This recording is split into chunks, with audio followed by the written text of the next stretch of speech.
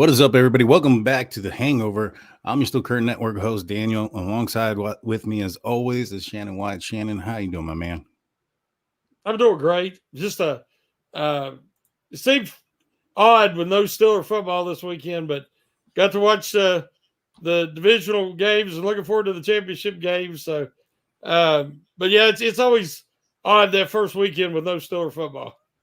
Yeah, it sure is. And from at least for me, at least, I don't think it kind of went the way I wanted it to go to a certain extent. Hmm. Definitely wanted. Was hoping that the Houston Texans were going to pull out a win over the Ravens. Didn't happen.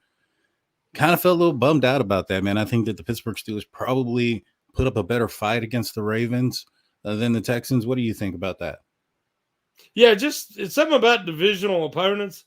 You're so familiar with each other, and the Steelers went 5-1 in the division and swept the Ravens. Now I know they was, extenuating circumstances in the second one, but still the Ravens did have home field advantage, and the Steelers still walked out with a victory. So, um, if the Ravens go on to win it all, which I sure hope they don't, then the Steelers can say, "Yeah, we swept them." Yeah. And not just this year. I think the Steelers are what, like 5-1 in the last six Yeah, games in something like that. M&T Yeah. Bank Stadium against the Ravens. So Steelers definitely have their number. In Yep. fact, my brother-in-law is a Ravens fan. Oh And my, we how'd were that talking, happen? yeah. my my father-in-law is a Bengals fan. So it gets interesting. Oh my goodness! I bet y'all have some interesting discussions at Thanksgiving.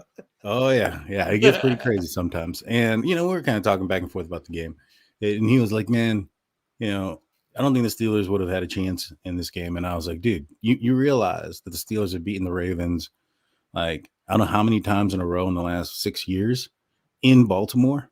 I mean, I get it. This last time that the Steelers played you guys, you all were resting some folks and whatnot, but it's always a 3-point game." And somehow it always goes the Steelers' way. You just can't get away from it. Don't matter how good your team is, they can't get away from the Pittsburgh Steelers. And so um, it was interesting. I think that ended the conversation there, Yeah. but it is what it is. They're moving on. They're going to be playing the Kansas City Chiefs. Taylor Swift will be going into that game and bringing along Kelsey and Mahomes, and that one should be interesting to watch. I reckon you're probably going for the Chiefs and hoping that Baltimore goes home this upcoming weekend. Is that my guess, right? Oh yeah. I was going to talk to you about that during the show. For me, I'm all in on Detroit. Mm-hmm. I'm an AFC guy, unless it's a team from the AFC that I really don't like. And I'm not too crazy about either team's left. Of course, I want anybody to beat Baltimore. So, Yeah. so I'll be rooting for the Chiefs as much as I just like watching some of their off the field antics. I'll leave it at that. But the Lions is a great story, and the Mm-hmm. Lions have never won squat. I was talking to my wife. I said, wouldn't it be something if the Lions and the Bills played in the Super Bowl? Two teams has never won it. But now we got the Lions and you got the Niners. You don't want to see the Niners win because then they'll have 6 Super Bowls. Uh, you don't want the Ravens win because we just can't stand the Ravens. And Kansas City's almost unbearable. But Yeah. so I'm all for the Detroit Lions the rest of these playoffs. I'm with you, my man. That's the team that I'm also hoping takes it all. I hope that they beat the 49ers. And like I said, it doesn't matter who makes it from the AFC. I don't like either team. I definitely don't like the Ravens. They're one of my most hated teams.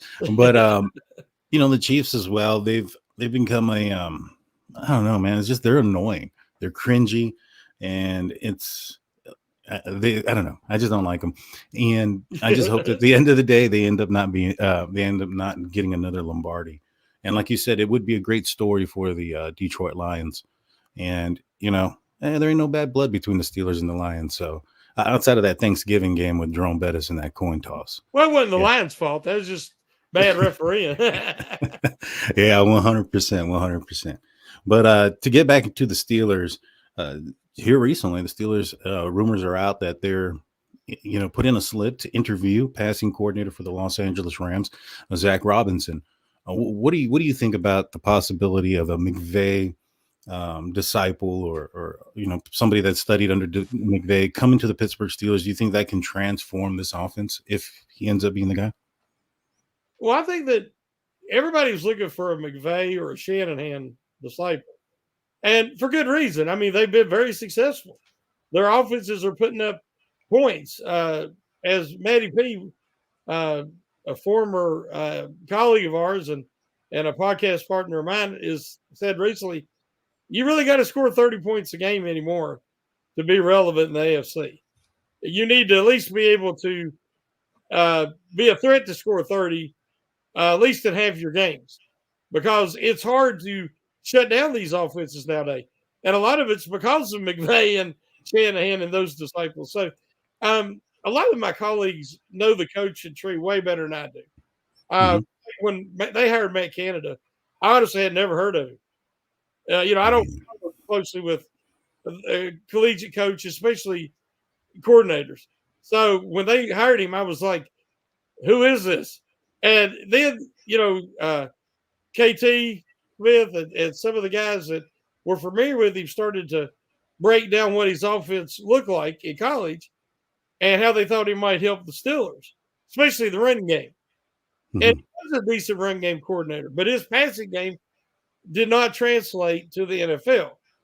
Um, I don't know how much football you got to watch this weekend, but I see some stuff that he just really was impressive to me. Like Hmm. Texans lost, but there was one play in particular. The play they take snap from under center, and Stroud faked a wide receiver screen to the left, and it kind of moved the defense. Then he whipped around and he faked a wide receiver screen to the right. So they separated the field. One linebacker and part of the defense went to the left and they went to the right. The middle was wide open, and he had a tight end going down the seam, and he threw it, but he had some pressure, and so he couldn't throw it as accurately as he wanted. And the safety made a good play and knocked the ball away, or it would have been a touchdown. Just the creativity of that play call. When's the last time we've seen anything like that with the Steelers? Because we've had coordinators with limited ability. So I'm excited about Robertson. I love watching the Rams passing game. But Hmm. then I asked myself, how much of that was because I enjoy watching Matt Stafford, Cooper Kupp, and Puka and Nachua? I mean, we're talking about, the talent makes a lot of things look better. Hmm. And if you really loved watching Big Ben play like I did, I like watching Josh Allen because he has the size, strength, and the arm strength that reminds me of Ben. The only other guy that does is Matt Stafford, because Stafford's got that arm talent. I mean, he can put the ball wherever he wants it. And him and Cup and Nakua they were a great trio. So I want to see. It's going to be a very important what quarterback they have. If say if they bring in Robertson, because he's going to have somebody, including receivers, that is capable of emulating that offense.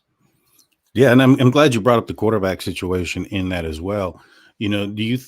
I think that there has to be that kind of settled. Like either the Steelers are going to go with who they Yes. have inside, or who they're going to draft, and he's going to be a huge component of that. And I think there's also something to maybe perhaps history.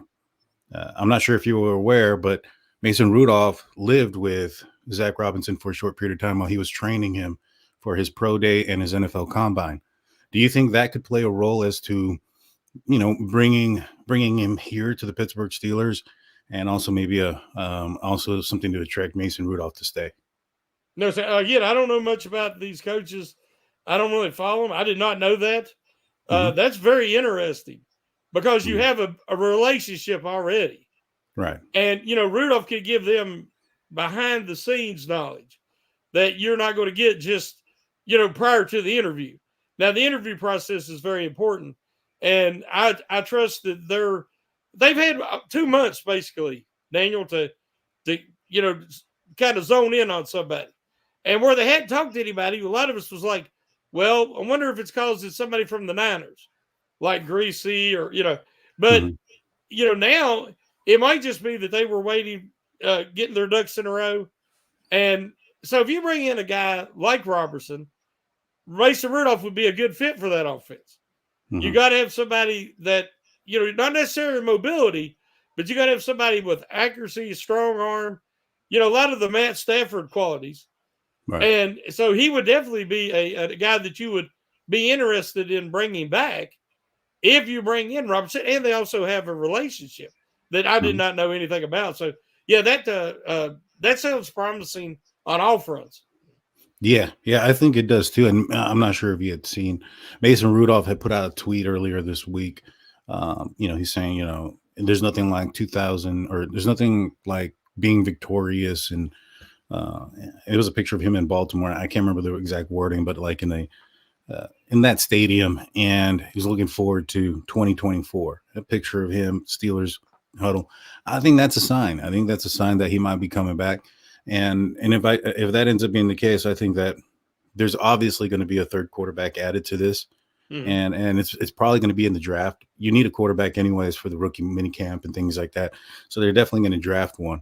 It's just going to depend on how high they go. Um, where do you think the Steelers go in the draft? Is it something that's going to be a 6th, 7th round pick just so they can have somebody in the rookie minicamp? Or do you think that the Steelers, regardless of who they pick in free agency, are going to try to find somebody that they can develop to be the guy in the future? Well, it's funny. It's like we talked a little bit before the show. I haven't been able to write since last week's stock report, the last Mhm. one of the season, because this offensive coordinator decision is so vital to everything the Steelers want to do this offseason. The Steelers have finally embraced the rebuild, in my opinion. Even though, like Big G said, Shaw Gurley, my podcast partner on Pump Your Brakes, it really started with Omar Khan, Andy Weidel, the decision to move off from Matt Canada. They have been starting to move out of character and to accept reality where they are as a franchise right now. But this offensive coordinator is a huge step, and we can talk about defensive coordinator a little later as well. But um, I believe that, depending on who they bring in, I think that they have a lot of holes and not a lot of collateral. Mm-hmm. Meaning that if the right quarterback situation fail in the draft, they might want to consider it. But you don't want to give up any collateral to move up because they need it all to try to get, let's say, somebody in the first round. And they're going to be picking 20th if I ain't mistaken. Correct. So I would like to see if it's the right fit, then you have Rudolph with his experience. You try to make a fair offer there. A lot of incentive based.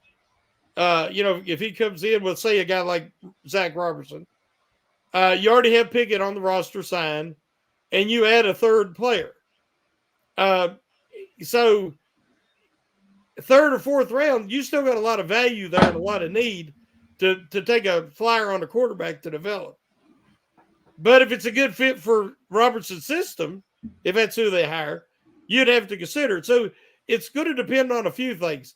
One, can they re-sign Rudolph and let him compete with Pickett and whoever? Mm-hmm. And is the quarterback they would draft a good fit for that offense? So that's what I'm saying. I think a lot of these questions will be answerable once we find out who that offensive coordinator is. Yeah, no, I think that you're absolutely right. I hope they make a decision soon. I think with some of the positions that they've made, or decisions that they've made in the past, I think Matt Canada, there was a lot of OC candidates there, and they kind of waited a long time, and then they kind of, in my opinion, just kind of got left with Matt Canada. If they don't if Yeah, they don't make a move, yeah. these guys aren't going to wait. They're Got to going to be take the aggressive. job somewhere Yeah, else. be Yeah, aggressive. so I hope that it happens quickly. But do you think that Tomlin's extension happens before that move happens? Well, I would have liked for it to, as we talked. Yeah. Um, if they hire Robertson, I don't think it's for specifically to be a head coach later Mm-hmm. down the line. Let's say in 3 years, if Tomlin does a 2-year extension and walks away, then you say this offense coordinator is a potential replacement. I thought that if it was going to be, let's say, the enemy, let's say that the Redskins or the Commanders, Commanders. they if he is terminated, and becomes available, a lot of people they don't know yet what's going to happen there, but people would like to see the enemy, and he is a very he's got a very brilliant offensive mind. He's learned a lot from Andy Reid, and but to me, you're going to have to offer him a head coaching position in the near future, or he's going to be a 1 or 2 year rental. Mm-hmm. And if you get the right quarterback, and you want to have that connection with the offensive coordinator and the quarterback for longer than a year or two, because you can maybe have his assistant, the offensive coordinator assistant or quarterback coach, be grooming him to replace him, but it's going to take more than a year or two for that to happen. So, right. I would like to see Tomlin decide, which will make it easier for everybody, because even the offensive coordinator would know what to expect coming in. Right.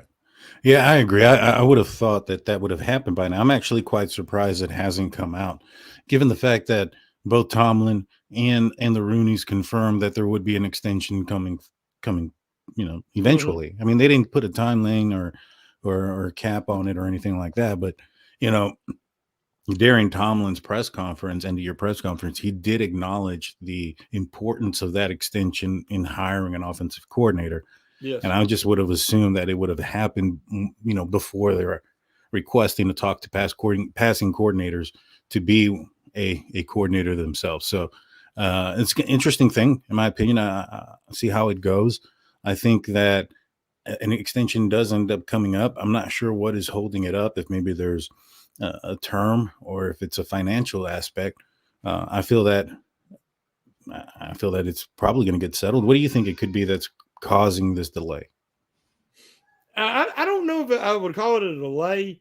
The Steelers are very deliberate in everything they do, and we know Mike Tomlin is as well. So it might just be that they're having discussions already, and with Omar Khan and Waddle included, of who they're going to approach, who they're interested in. Tomlin's already said he wants somebody with experience. He doesn't want a collegiate coach necessarily. He wants a offensive coordinator with professional experience. And you've heard some of the players, like Cam Hayward named a few candidates that he thought was be interesting, which is something to have stuff like that mentioned now on podcasts. You never heard stuff like that back in the day when I was growing up, but now we get the insight on everything. But I think that it's probably not more. There's really not much of a holdup. Is more of that Tomlin wants to make sure that his voice is heard with this hire, because the rumor is he wasn't part of the Matt Canada decision, and he had no power in when they let him go. So he might be like, before I do an extension, I need some assurances, and I need to see who we're really looking at here, and hopefully that it's an attractive position for somebody like Robertson to want to come here. I agree. I mean, when you look at the receivers and the weapons that the Pittsburgh Steelers have on offense, I feel that they have the pieces to compete.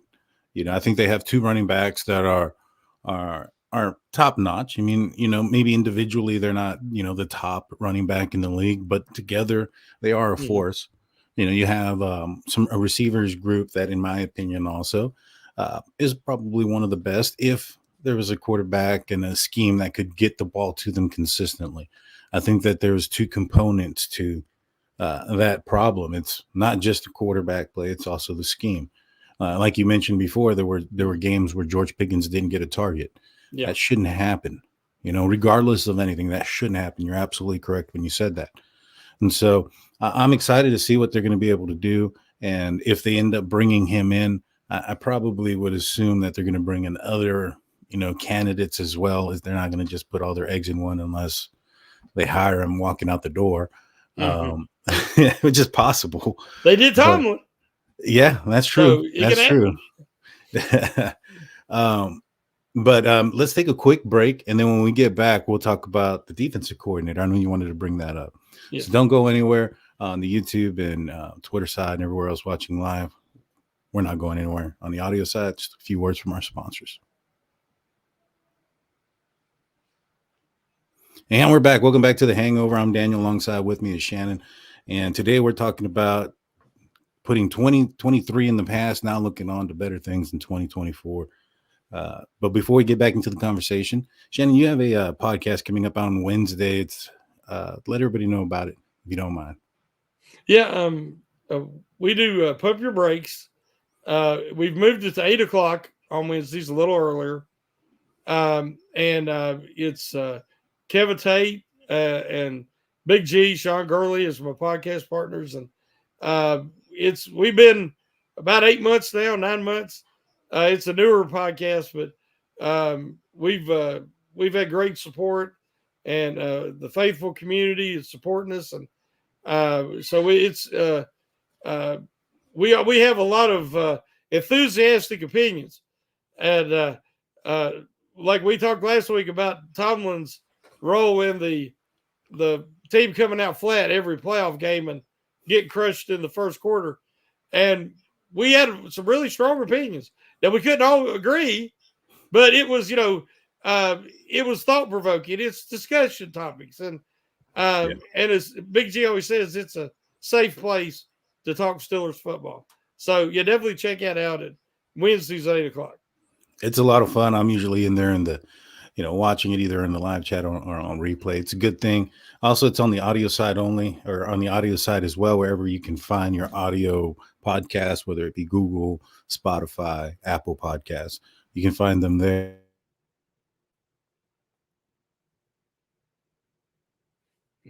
Can't hear you. There you go. I accidentally muted. I apologize. So yeah, you can find that, and also on the audio podcast side as well, wherever you find podcasts, whether it be Google or Apple Podcasts, Spotify, you can find that. And while you're there, go check out my audio only podcast that isn't found on YouTube. It's called State of the Steelers. It usually airs either Friday or Saturday. So go check that out and all the other audio stuff. If you haven't seen it, you're missing out quite a bit. So with that being said, Terrell Austin, a lot of debate has been going on back and forth whether or not he should be retained as the Pittsburgh Steelers defensive coordinator. I'm curious, when did he start as the defensive coordinator for the Steelers? Well, he replaced Butler. Look that up. And he originally was secondaries coach. Mm-hmm. And then when Butler left, they promoted him. He was defensive assistant 1 year, and then he went to defensive coordinator. So he's been defensive coordinator 2 or 3 years, I think, now. Gotcha. So I was just curious if he's going into his third year or if he just finished his third year, because usually the coordinator position is a 3-year term, right? Yeah, that's what I'm saying. I'm not to sure our if knowledge. I'm not sure if it's 2 or 3, or if he just finished his third year. I think it was his second full year, but I'm not positive. Yeah, I think you're right. I think it is a second. He does have one more. With that being said, I think he's going to probably end up staying. The Pittsburgh Steelers usually don't fire coordinators unless they're Matt Canada, and he's the only one. Yeah, I heard that he was going into his last year of his contract. But now, again, I'm not confirmed that. I don't follow the coaches and their contract situations as much as I should. The only reason I knew about Matt Canada is because everybody's talking about it. Right. Yeah. So would you want the Steelers to go somewhere else other than Terrell Austin? Do you think that his coaching job this past season was poor enough, given the injuries and everything else that went along with the season, to look elsewhere? Well, it was kind of 2 seasons. I was really frustrated with the lack of aggressiveness and all that soft zone. Really, a lot of it's soft man, where they play off so far and then they pick up when the receiver gets closer. Then they engage. So it looks like soft zone. That that's useful if you want to shift and try to disguise your zone coverages. and then have like in the game against the Bengals where Rowe would drift it back into passing lanes, where it looked like he was starting out, is in man coverage.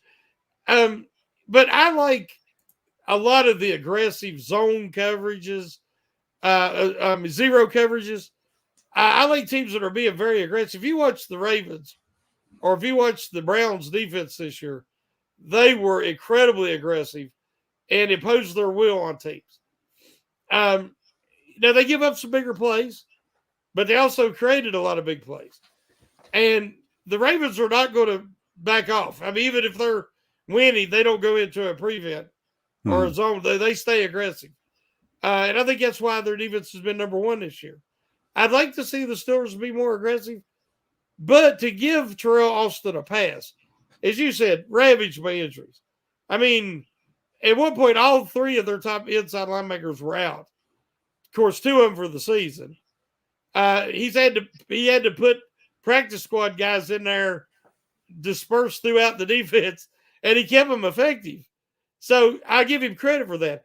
And I said he probably saved his job during that final 4 weeks of the season with what all he had to do. Even Kazee getting thrown out, suspended for the rest of the year. I mean, he was dealing with uh, just he duct taped that defense together. The problem is I think that he was forced to do that soft zone and off man because they only had one quality cornerback. Joey Porter Jr. is the only press coverage capable guy he had. Patrick Peterson, I love the guy, but he's done. He cannot play corner any longer. He's lost too many steps. He hasn't lost a step. He's lost probably two or three. Mhm. And, when you looked at the teams in the playoffs, the Steelers secondary is so slow.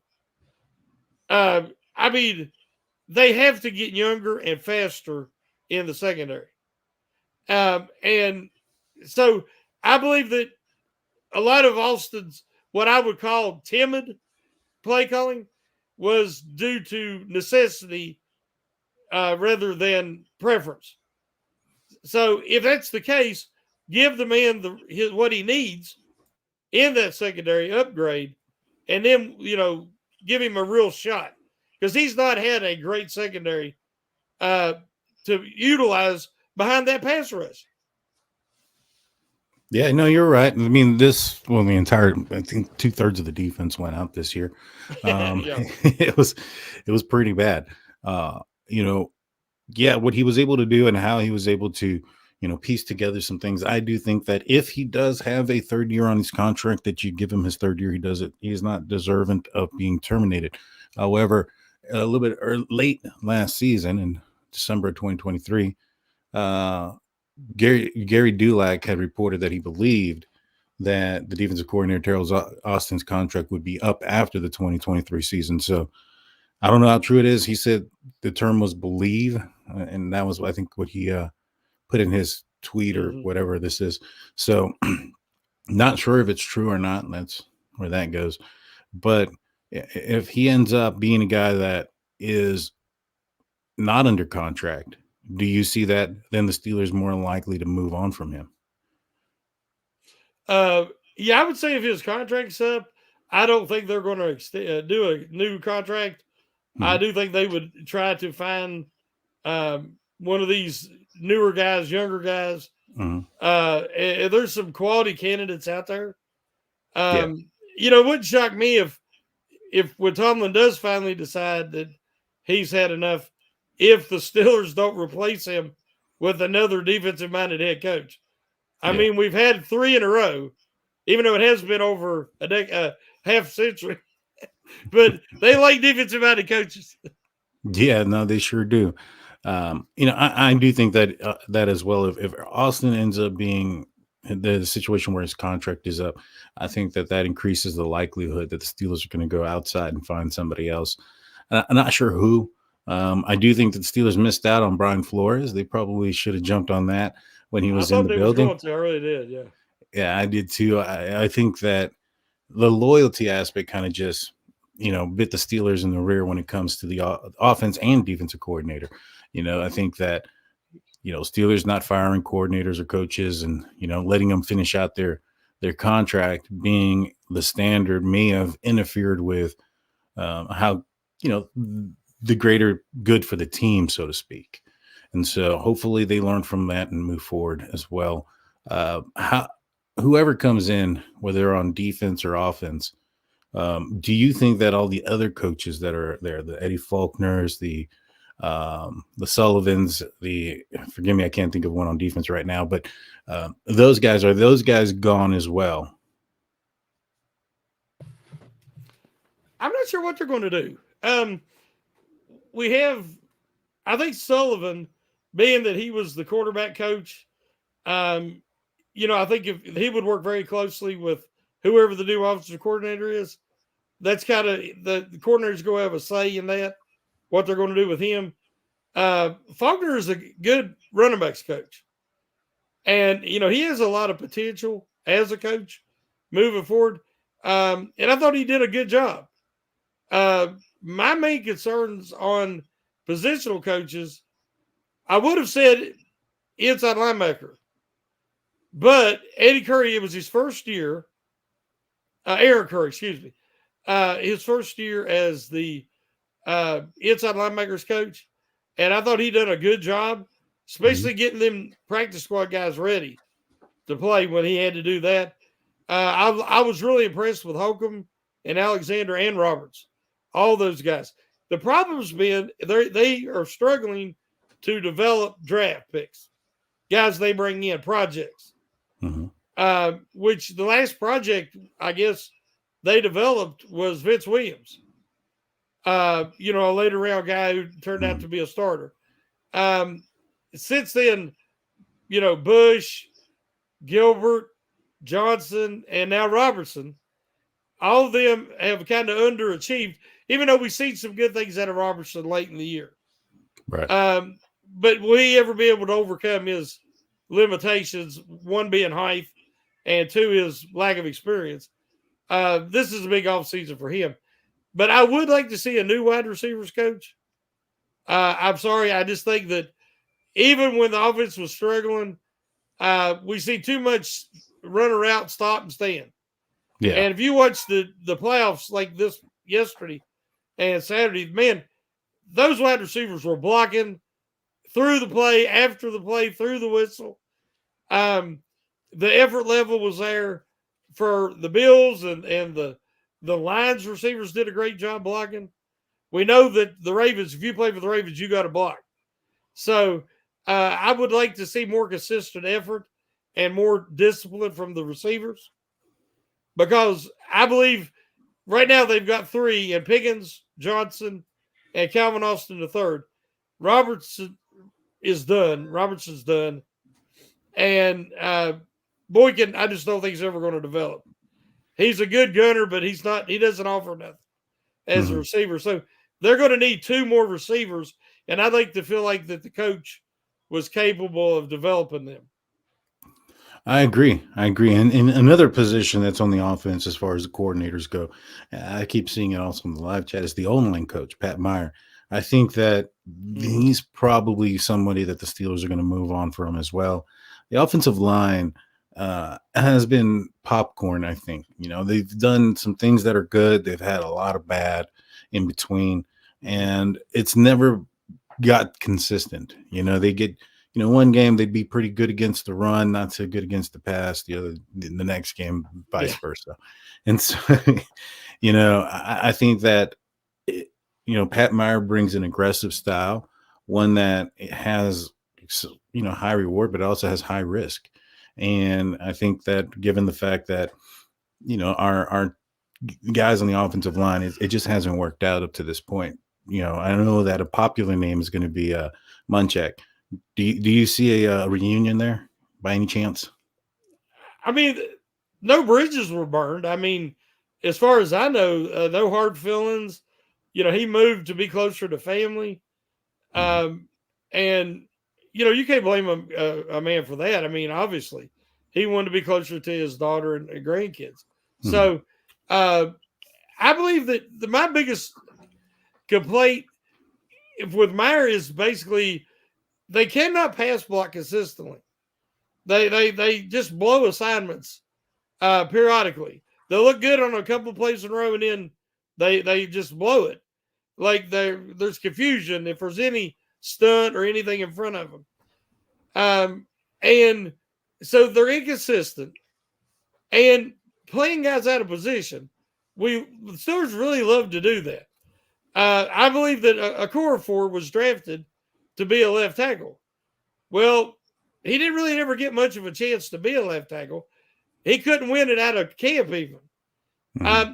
He never showed the aggressive nature that the Steelers prefer in their offensive linemen. But then again, when they got desperate because the line was so depleted and Okorafor was the least functional, they overpaid him and give him a contract. Again, that was not an Omar Khan, Andy Weidel decision. Mm-hmm. So there's going to have to be changes on the line. They need to move Broderick Jones, let him, hey, you're a left tackle, and we're going to take care of right tackle. And obviously they got to have a center. An upgrade is needed. And I don't think that you're going to find stability. Look at the centers on all these playoff teams. They bring stability, communication, and leadership. And I like Mason Cole. He was an upgrade from Kendrick Green, but they need an upgrade in the worst way if they're going to have one of the top offensive lines. Oh yeah, I mean, most definitely the center position has been a thorn for the Pittsburgh Steelers for a while. Whether it's been Mason Cole or Kendrick Green or whoever. Old Pouncey. Old Pouncey. He got old, but I mean, he couldn't help that. But yeah, no, you're absolutely right. You mentioned Andy Weidel. Do you think he's going to he's still going to be here in 2024? I know that his name's come up as possible GM candidates across the league. You think that there's a possibility he stays, and if he ends up going, do you think the Steelers replace him? I mean, he was an assistant GM. I don't think there was a position prior to him being put in that position. I think it was just Kevin Colbert before Omar Khan. So, what are your thoughts on the GM and the assistant GM position? I'm a huge Andy Weidel fan. I mean, everybody knows that. I think that, assistant GM versus GM, I think he's in a great spot. The Steelers revamped their whole scouting department, along with Khan and him. So I think the Steelers are on to something. They just had their best draft in, almost 50 years. Keep that tandem together. I know that he's going to be, if I was a franchise and an owner, he'd be top of my list for my new GM or my next GM. So I think the Steelers need to be smart. Again, there's no salary cap when we're talking about, your front office and your coaching personnel. So pay him what you got to pay him, keep him. I think him and Khan make a great connection. Khan's the money guy. Weidel's the personnel guy. Weidel understands talent. He recognizes talent. I give him way more credit this past draft class of recognizing the talent they brought in, because a lot of that went against the norm for the Steelers. So what changed? New scouting department and Andy Weidel, because we know Khan's the numbers guy. I ain't saying Khan doesn't know talent. I'm just saying that Weidel is proven. And we got to remember, Weidel has been a GM and been in a position more than Khan has, and he has connections around the league. And that is very, very important at this time of the offseason. So I would do whatever to keep Khan. Keep Weidel as a tandem with Khan. I agree with you. I think that it's a good pair, the two. The contract stuff and what Omar Khan has been able to do that gave him the name of the con artist. Yes, it's been short of miraculously. I mean, he's done some great things. I didn't think that the Steelers were going to be that aggressive and in free agency and get the players that they were able to end up getting, and still put themselves in position this year to have another aggressive free agency because they're not deep in the cap. I know Yeah, right now if you yeah. go to over the cap, it looks one way, but that's before they can do and before all GMs do their little massaging of the cap. Uh, no pun intended, Deshaun Watson. The massage, this massaging of the You cap better to watch. He's going to want to come to Pittsburgh. right. The massaging of the cap to get people under and get the team under. So I do think that it was a good tandem. I mean, the talent this draft alone, the first four picks I think are going to be guys that are going to be a staple point for the Pittsburgh Steelers for a while, and that includes Darnell Washington. I think with the right offensive coordinator, kind of going back full circle, that can implement the offense. The tight ends into the offense. Mm-hmm. I mean, that would be huge for the Steelers. That's a position that they haven't targeted in a while consistently, and so it'll probably throw off some teams early on. And I think that the Steelers got two guys that can really be that tandem um, in Darnell Washington and Pat Fryermuth. And I think even Connor Hayward can be a an added special piece, just kind of given what he's able to do. So I'm excited. I mean, what are your thoughts?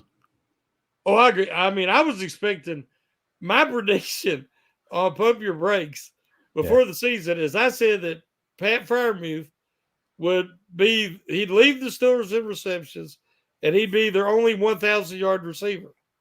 Because I expected more preseason Steelers to look Mhm. more like regular season or vice versa. Then Right. I expected regular season Steelers to look more like preseason Steelers. And that didn't happen. But if we look at the passing charts after Canada's departure, Mhm. every game they threw the ball in the middle of the field way more. And when Rudolph come in, he definitely utilized the middle of the field. Pickett only had one game to opportunity to really do it, but Rudolph he utilized the middle and the tight ends. Oh yeah. They still didn't throw the ball to Darnell as much as I thought they would, especially in the red zone because he's such a huge target. But I think that he wasn't used much in Georgia, and he needs some more seasoning Mhm. and a really good offseason focusing on that aspect because we know Yeah. what a good blocker he can be. So, Yeah. but yeah, I'm thinking that whoever this offensive coordinator they choose to bring in, I'm expecting with whoever the quarterback is to really utilize that middle of the field, and that's a strength of the Steelers that was underutilized this year. Yeah, no, it definitely was. I mean, when they did go to the middle of the field, it more often than not, it worked, especially at the end of the season there, or towards the latter quarter of the season. You know, like I said, I think that the pieces are there for this team to compete. And I went back and watched this AFC playoff divisional weekend. I didn't see teams that the Steelers couldn't compete with, on a when the Steelers are having a good day. Now, if they're having a bad day, I don't think they're going to be able to compete with much. But if they're having a pretty good day, I think that they can compete with those teams and not get blown away, and maybe perhaps win those type of games. I think that this past game against the Buffalo Bills was a good experience for the young players for the Pittsburgh Steelers. I was listening to I think the pregame show for the Lions game, and the coaches were talking about, or the coach is talking about how the atmosphere in a playoff game is just so much more different. Yeah, Well, these young players for the Pittsburgh Steelers got to feel that in a place that is very hostile, like New York, and in yeah. the worst of conditions. So I think that that's going to bode well for the Pittsburgh Steelers moving forward. That type of experience this upcoming year, because I fully anticipate that the team's going to be competitive this year and should be, one of those 7 teams going into the tournament. If we talked a little bit about earlier about it was unacceptable for Pickens to not have any targets in a game. I mean, Hmm. it's mind boggling. I mean, you're like, how do you have a guy with that talent and you don't get him the ball one time, not even target him? Hmm. And I said, move him around, move him in the slot, line him up in the backfield. I don't give a crap. Just make it to where they can't double him. and get him the ball, get it in his hands. They did, I think, on a reverse or maybe a jet sweep, but I mean, he hit some positive yards that way. But you got to get your big time playmakers the ball. And when I was watching the Bills game yesterday, at one point, I can't say his last name, Shakir, Yeah. their slot receiver. Mm-hmm. The Bills were trying to get him in favorable matchups, and on one play, he went in motion. He faked like he was going to go back in motion, rounded off behind the running back into the backfield, and then they snapped the ball, and then he reversed field and went out and caught a swing pass out of the backfield and got a huge first down. Yeah, that was That's what unfortunate. I'm talking about. If you have creativity when your offensive game plan and your offensive coordinator, there is ways to work a guy, scheme him open, and get the ball in his hands. Even if it's near the line of scrimmage, get it to him where he can have an opportunity to make a play.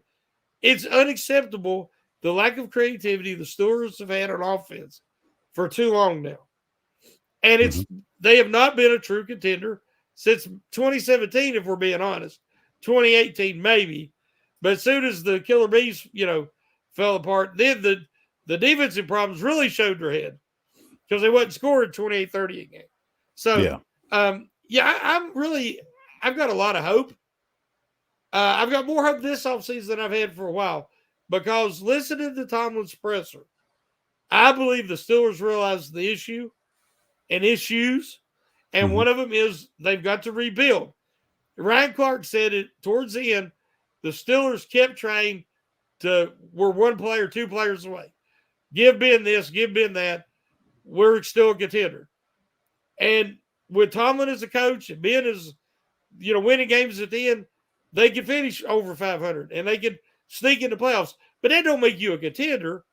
Right. That just means you snuck in. And Clark was right about that.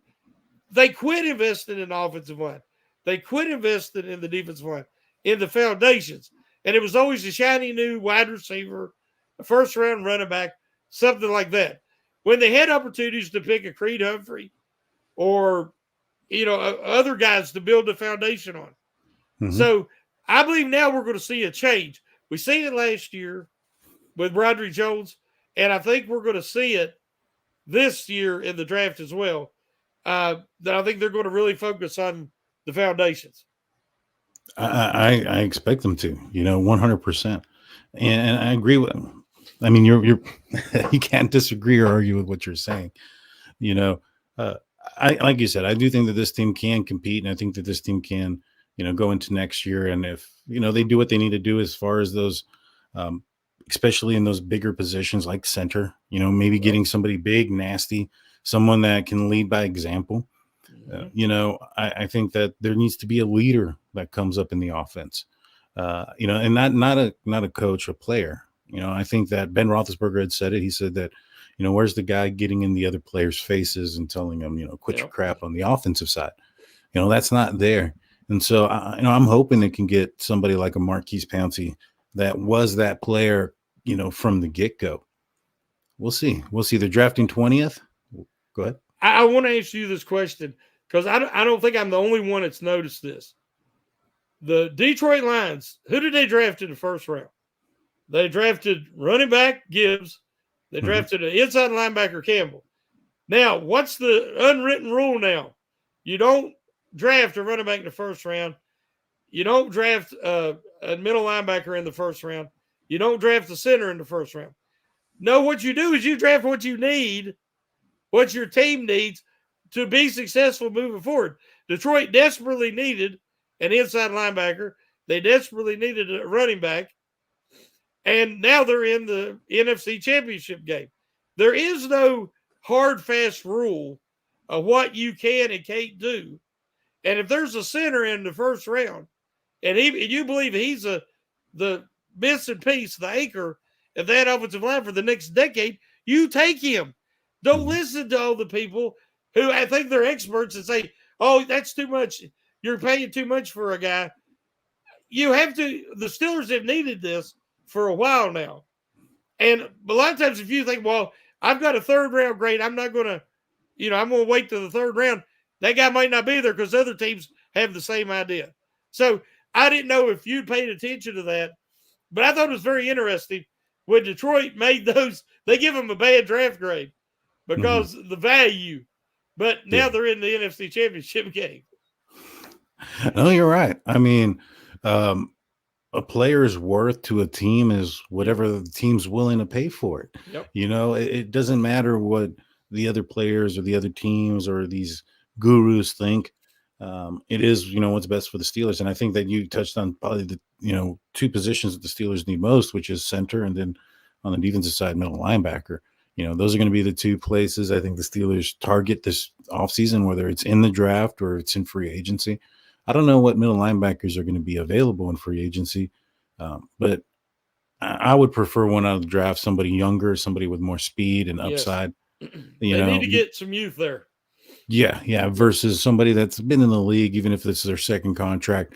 You know, I like Miles Jack, and Quan Alexander and Elandon Roberts, but they're kind of up there. And they're in their late 20s, except for Elandon. I think he's 30. Um, the speed's gone. It's not what it was when you Yeah. look at, like, for instance, these 22, 23, 24-year-old middle linebackers that are out there fresh out of college that are running 4.4s. You need one of those, You if you're need going a to be in bad the right now. Yes. yeah. Everybody spreads everybody out and they create mismatches. That's the new golden rule in the NFL. And all the teams have it. They have that speed, and the Steelers don't. Yeah. And you've seen when Holcomb and Alexander and Roberts went down, it was like, oh man, it was really exploited, and it really showed as an Achilles heel for the defense. And the secondary, uh, the kid, uh, shoot, I'm trying to think which guy broke a long run, um, and in the one of the playoff games this weekend, and the safety, the Mhm. strong safety, ran him down. And I kept thinking, Terrell Edmonds, missed you, dude. Because this year when guys broke a long one, they didn't have nobody to catch them. Yeah. Oh yeah, and he wasn't afraid to get up in there. I mean, that was one of the things that I brought up on my last week's State of the Steelers, was that you know the loss of Terrell Edmonds and Cam Sutton, for a couple of maybe a couple $1 million there, probably hurt the Steelers more than anything. Cam Sutton ended up going with Detroit, and he's in the NFC Championship. Yeah, yeah, But and he's looking good. He's doing some great things. I think that if you had him on the other side of Joey Porter Jr. last year, and you had Terrell Edmonds, who was, a guy that his best ability was availability. He wasn't a yeah. guy that got hurt very often. I think that this team probably wins at least one or more games this season. And he was And inexpensive. exactly, I mean, he was exactly. very affordable. Yeah, yeah. No, you're absolutely right. I think that if the Steelers would have just paid up maybe another $1 million or whatnot over what he was He getting wanted paid, and job security. I think yeah, he wanted a 2-3 year deal. And he was so important to Mika. We seen that because Mika, no turnovers, no splash plays all year. I mean, that's mhm, not Mika Fitzpatrick. He's always gets 4 or 5 interceptions, a touchdown or two. He had nothing because he's yeah, having to play strong safety box linebacker.